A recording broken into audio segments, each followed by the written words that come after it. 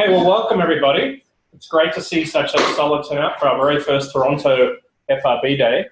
My name is Brian Gaensler, and I'm the director of the Dunlap Institute for Astronomy and Astrophysics here at the University of Toronto. This is a workshop that's being co-hosted by the Dunlap Institute and also by CITA, the Canadian Institute for Theoretical Astrophysics, and this is Weili Penn, the director of CITA. CITA, as the name suggests, is an institute that specializes in theoretical astrophysics. The Dunlap Institute specializes in instrumentation, and fast radio bursts are right at the intersection of what we're both interested in, and have produced a lot of very strong collaboration between the two units. Now, just because we can, why have one astronomy department when you can have four? The University of Toronto actually has 4 different astronomy departments, and one of them, the Centre for Planetary Sciences, has been regularly having planet days, where a few times a year they fly in 3 or 4 experts in exoplanets or in the solar system, bring them in, get everyone together and talk. And we figured there are actually many more FRB people here than there are planet people, so why don't we do the same? So this is the first of what we hope will be many FRB days. So I'd really like to thank our 4 speakers for all flying in, and you'll hear from all of them. And I'd particularly like to thank Xu Xianlin and Cherry Ying, who are the ones who have organized all of this and made this all happen. So I'm very much looking forward to hearing all the talks. I guess the only other thing I'll mention is that there is a code of conduct associated with the day.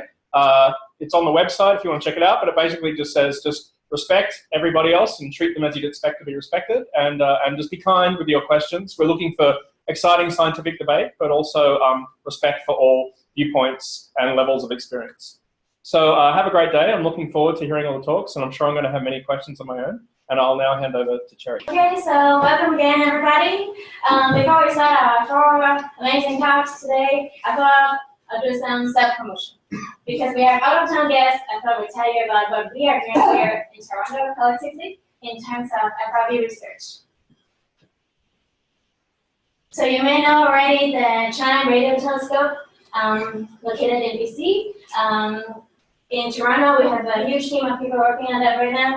And I think Paul, our first talk, is going to tell you why China is such a fantastic FRB instrument. Here in Toronto, our biggest contribution is probably in the correlator, the supercomputers that are located in this container here. And there is, you can see our computer.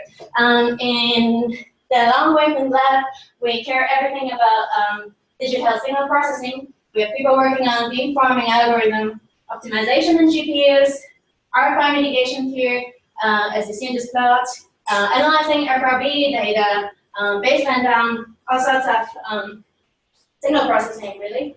And we've also got a team here that is trying to commission the Algonquin radio telescope that is closer to home. The runner here, just here, the Algonquin radio telescope. And this is a photo of the team going there and installing the same feed as we have on Shine to ARO. And the plan is to do VLBI a very long distance, over 3,000 kilometers, correlation of any FRB detections to improve localization. We here in the lab also work on feed design. This particular one is for the proposed HIREX telescope that is going to be in South Africa and is expected to be an equally great FRB instrument. Now, other than China, in fact, there's so much more that you may not know about. Here at CITA, there are a lot of people working on FRB models. What are they? What generates these FRBs? Could they be young supernova rings, pulsar, or magnetars? Or could they be this curious tiny EM explosion shown in this plot here? There are also a lot of people working on FRB properties. What are their repetition rate? Are they Euclidean distribution? The DMs, the RMs, counterparts. Also a big group working on scintillation. So I've tried to list the name of people working on these topics next to it, and I think everybody, the name speakers are in this room, so you can just look out for the name tags and ask them questions, not me. Also, using FRB as cosmologic probes, and we've got Ryan here working on MHD simulations. Also with food spies and other observational projects. We've got people working on GPT, Pathfinder, NWA, and Australian telescope. So yeah, a lot of momentum in this FRB field in Toronto, and we are really happy to have you all here to share ideas in this exciting field. So that's it from me.